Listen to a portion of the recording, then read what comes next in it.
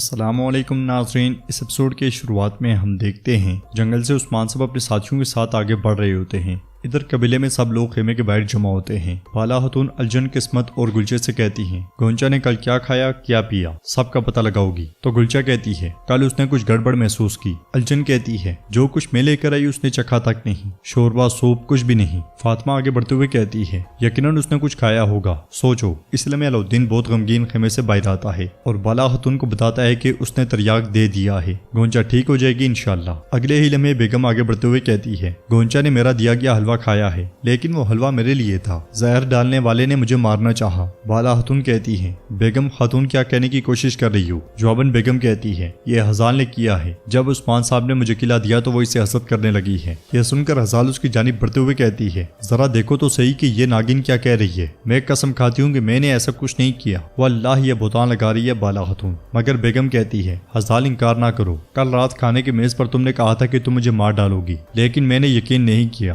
وہ دونوں ایک دوسرے کی جانب بڑھنے کی کوشش کرتی ہے مگر بالا خاتون انہیں پیچھے دھکیل دیتی ہے۔ ہزال بار بار کہتی ہے میں نے ایسا کچھ نہیں کیا، میں نے کچھ نہیں کیا۔ بالا خاتون بیگم سے کہتی ہے ہزال خاتون نے جو کچھ تمہیں کہا تمہارے علاوہ اور کس نے سنا؟ تو الجن اور فاطمہ گواہی دیتے ہوئے کہتی ہیں ہم نے بھی سنا تھا، ہزال خاتون نے مارنے کی دھمکی دی تھی۔ یہ سننے کے بعد بالا خاتون خواتین سے کہتی ہیں بیحان صاحب کے تمام سپاہیوں سے تفتیش کرو، ان کے خیموں کی تلاشی لو چلو۔ تو بیحان آگے بڑھتے ہوئے کہتا ہے بالا خاتون کیا ایسا کچھ ہو سکتا ہے؟ وہ غصے کی وجہ سے ایسا کچھ کہہ گئی۔ علاؤالدین چلاتے ہوئے کہتا ہے چپ رہو بیحان چپ، جانے والی جان میری جان تھی، ہم نے کیا کرنا ہے اور کیا نہیں کیا آپ سے پوچھیں گے؟ علاؤالدین کو پیچھے کرنے کے بعد بالا خاتون کہتی ہیں میں نے کہا کہ تلاشی لی جائے گی بیحان صاحب، میں نے یہ نہیں کہا کہ وہ مجرم ہیں، تحقیقات مکمل ہونے تک کوئی بھی قبیلے سے نہیں جا سکتا۔ یہ کہتے ساتھ ہی بالا خاتون علاؤالدین کو خیمے میں لے جاتی ہیں۔ بورسا کے پاس اورحان ہولوفرا سے کہتا ہے ہولوفرا میں چاہتا ہوں کہ یہ علیحدگی آخری ہو۔ یہ کہتے ساتھ ہی اورحان ہار نکال لیتا ہے تو ہولوفرا پوچھتی ہے اورحان تم ابھی تک یہ ہار چھپائے ہوئے ہو؟ جواباً اورحان کہتا ہے میں نے صرف اسے نہیں، میں نے اتنا عرصہ تمہیں بھی اپنے دل میں چھپا رکھا ہے گورنر کی بیٹی۔ یہ کہتے ساتھ ہی وہ ہار ہولوفرا کو دے دیتا ہے اور مزید کہتا ہے میری زندگی کا سب سے بڑا امتحان تمہارے بغیر جینا ہے، لیکن قسمت تیسری بار تمہیں میرے پاس لے آئی، میں تمہاری اور تم میری قسمت میں ہو ہولوفرا۔ جب پہلی بار تمہیں دیکھا اس لمحے سے ہی تم سے پیار میں پڑ گیا،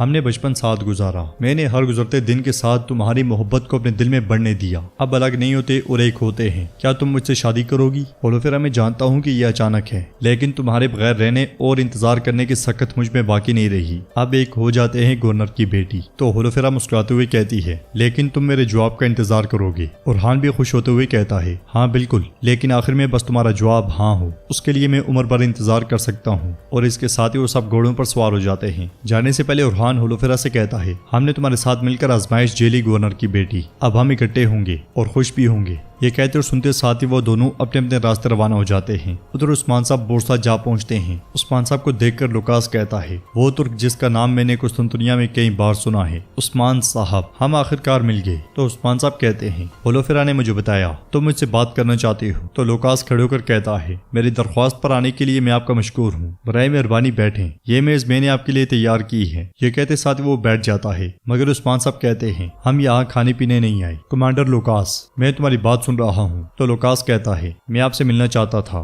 کیونکہ میں لڑنے سے پہلے اپنے دشمنوں سے ملنا چاہتا ہوں۔ جواب میں عثمان صاحب کہتے ہیں تو ایسا ہے، اچھا پھر جانتے ہیں ایک دوسرے کو اس سے پہلے کہ ہم لڑیں۔ ویسے کیا مجھے تم کو راہب لوکاس کہنا چاہیے؟ تم بورسا میں راہب کے بیس میں آئی، تمہارے اوپر ایک راہب کا لباس ہے یا کمانڈر کے کپڑے؟ تو لوکاس کہتا ہے ضرورت پڑنے پر میں ہمارے مقدس مذہب کا ایک عاجز راہب ہوں اور ضرورت پڑنے پر میں عظیم سلطنت کا ایک طاقتور کمانڈر ہوں عثمان صاحب۔ جواب میں عثمان صاحب کہتے ہیں جب قاہرہ میں محترم خلیفہ کے محل سے ہماری امانتیں چوری ہوئیں تو کیا تم نے راہب کے کپڑے پہنے ہوئے تھے؟ بتاؤ ذرا۔ لوکاس انجان بنتے ہوئے کہتا ہے میں نہیں جانتا کہ آپ کس بارے میں بات کر رہے ہیں، لیکن ایک راہب اور چور ایسے عنوانات نہیں ہیں جو ایک ساتھ استعمال کیے جائیں، جو کچھ آپ نے کھویا ہے اسے غلط جگہ تلاش کر رہے ہیں۔ اس پر عثمان صاحب کہتے ہیں تو ایسا ہے تو ٹھیک ہے، تم اس کام کے پیچھے بالکل نہ نکلنا، اگر تم نکلے پھر تم میری تلوار سے ملو گے۔ یہ سن کر لوکاس بھی کھڑے ہو کر کہتا ہے ہمیں اس کے لیے بہانے کی ضرورت نہیں ہے، میں بے تابی سے اس دن کا انتظار کروں گا جب ہماری تلواریں آپس میں ٹکرائیں گی۔ جواب میں عثمان صاحب کہتے ہیں انتظار کرو، ضرور انتظار کرو۔ یہ کہہ کر عثمان صاحب آگے بڑھتے ہیں تو لوکاس کا کمانڈر عثمان صاحب سے کہتا ہے میں آپ کو راستہ دکھاتا ہوں عثمان صاحب۔ جواب میں عثمان صاحب کہتے ہیں نہیں۔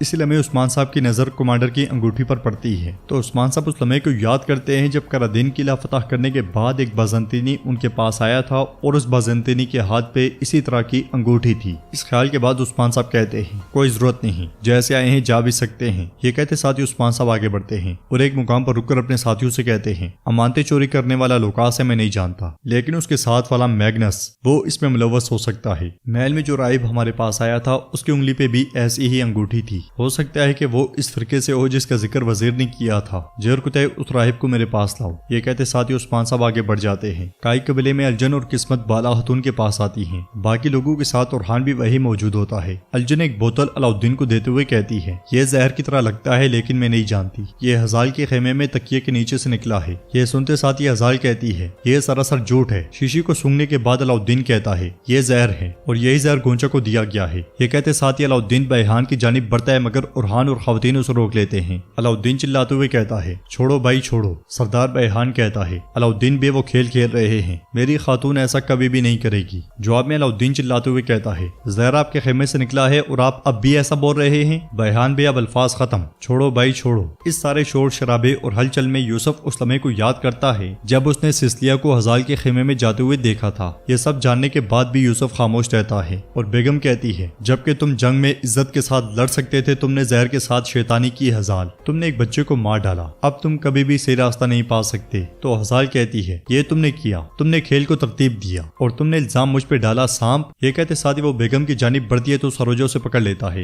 بالا خاتون ہزال سے کہتی ہیں بس بہت ہو گیا، ہم تحقیقات کریں گے، ہزال خاتون کو قید والے خیمے میں بند کر دو۔ تو ہزال روتے ہوئے کہتی ہے میں نے کچھ نہیں کیا، جبکہ خواتین ہزال کو لے جاتی ہیں۔ علاؤالدین کو چیختا چلاتا ہوا دیکھ کر بیحان کہتا ہے میں قسم کھاتا ہوں کہ نہ میں اور نہ ہی میری خاتون اس میں ملوث ہے، یہ ایک گندا بہتان ہے علاؤالدین صاحب، اس کے علاوہ کیا آپ اپنی جان کا قرض اس طرح ادا کرتے ہیں؟ تو علاؤالدین کہتا ہے بیحان صاحب اگر آپ اس میں ملوث ہوئے تو آپ اس کی ادائیگی کریں گے اور میں آپ کو سزا دوں گا۔ کافی دیر پیچھے کرنے کے بعد اورحان غصے سے کہتا ہے علاؤالدین بس بہت ہو گیا، میں نے کہا رک جاؤ، جس نے بھی یہ کیا وہ اپنی جان سے اس کی قیمت ادا کرے گا، لیکن پہلے ہمیں تحقیقات مکمل کرنی ہوگی۔ بیحان بے جب تک ہم نتیجے تک نہیں پہنچتے آپ قبیلہ نہیں چھوڑیں گے۔ یہ سنتے ساتھ ہی سردار بیحان اور سروجہ باہر چلے جاتے ہیں۔ بورسا میں لوکاس کہتا ہے عثمان بہت پرجوش ہے، کراسے ایک بوڑھا بھیڑیا ہے مگر وہ اندھا ہے۔ کمانڈر لوکاس سے کہتا ہے تکبر خداوند کا سب سے خطرناک زہر ہے، آپ کا کیا فیصلہ ہے کمانڈر؟ امانتیں کس کو دیں گے؟ تو لوکاس کہتا ہے بلا شبہ تکبر اور جھوٹ سے بھرے ہوئے کراسے کو۔ امانتوں کے بدلے وہ عثمان کی توجہ بطنیہ کی سرزمینوں سے ہٹائے گا، وہ ایک دوسرے کے خلاف ہو جائیں گے اور جنگ میں ترکوں کو جہنم واصل کروں گا۔ اگلے منظر میں ہولوفیرا کمانڈر کے پاس جاتی ہے اور اس سے کہتی ہے آپ نے سخت محنت کی ہے میگنس، لوکاس آپ کو آپ کی محنت کا صلہ ضرور دے گا۔ تو میگنس کہتا ہے جنگ طاقت اور ذہانت کے مخالف ہے، میری کامیابی کی حقیقت یہ ہے کہ مجھے انعام کی امید نہیں ہے۔ ہولوفیرا کہتی ہے